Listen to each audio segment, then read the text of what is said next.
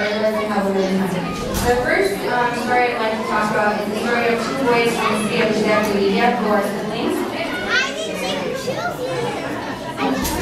This is the story of Ahmed, 14, and Sulaiman, who is 10. Like I said, they're from the state of Libya, and in June of 2011, I'm pretty sure everybody's aware of the atrocities that Gaddafi committed against the city of Libya and the people of Libya. The situation was so intense, a lot of people had to evacuate, and including his family. And then they were able to go back. And when they went back, of course, there was still leftover weapons in the streets. So one day, Ahmed, the older boy, was playing outside when he found this curious-looking object that he decided to pick up and put in his pocket. And he kind of forgot about it until later on that night. Later on that night, he shared a room with his brother, Sulaiman. Sulaiman had gone out to use the restroom, and at the exact moment that Sulaiman was in the doorway, Ahmed had remembered the object and had taken it out and had started to twist it. And when he had twisted it, it immediately exploded. It immediately severed his left hand. It resulted in the tearing of his flesh, like in his eyes, and shrapnel lodged in his eye and his ears. And at the same moment, 3 pieces of shrapnel landed in his spinal cord that resulted in his paralysis.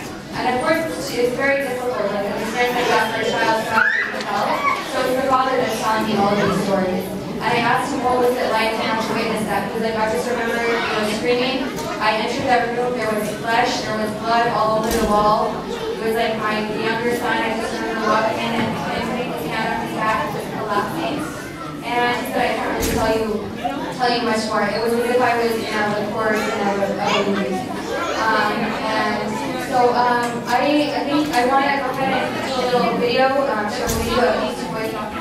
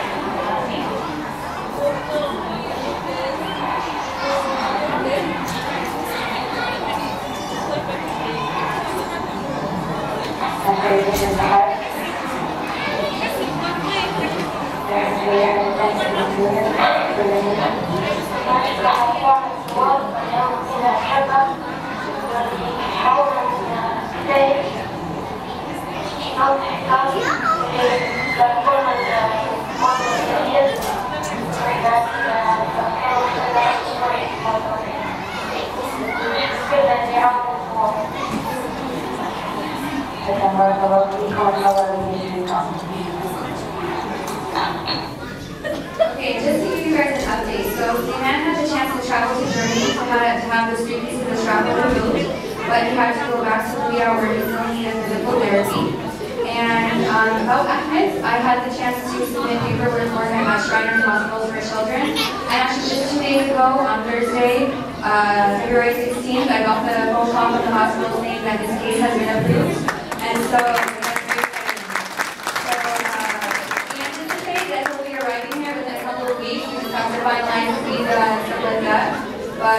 so we're very happy about that. And so I just have one last story, and it's the story of 11-year-old Mata from the oasis of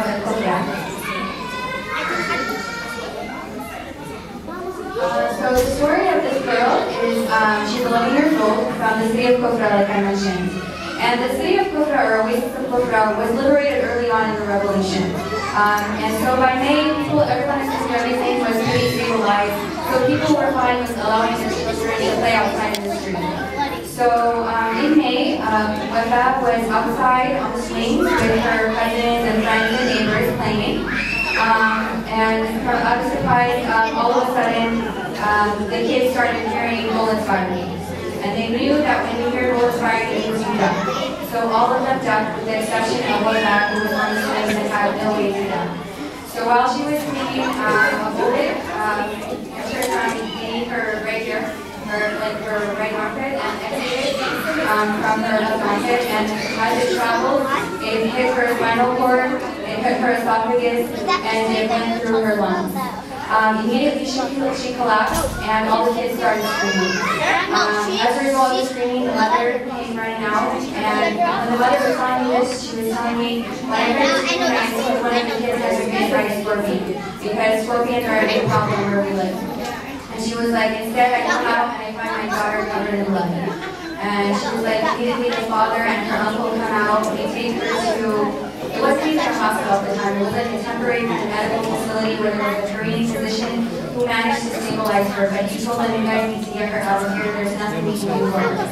And so for 2 days, the dad ran around the city trying to find enough gas to fill up his car so that he can take his daughter to Benghazi. And he found the gas, and I was asking him, during that time, how did you feel traveling from Kufra to Benghazi? And he said, of course, we were anticipating that there might be mercenaries on the way there. We didn't really know. We knew it wasn't 100% safe, but we realized it was a risk we had to take for our daughter. So the father, the mother, and Wafa traveled to Benghazi and made it. And in Benghazi, they still didn't realize what her problem was. The mother was telling me that she would ask her daughter, please stand up, please start walking again. And she didn't understand why the daughter couldn't.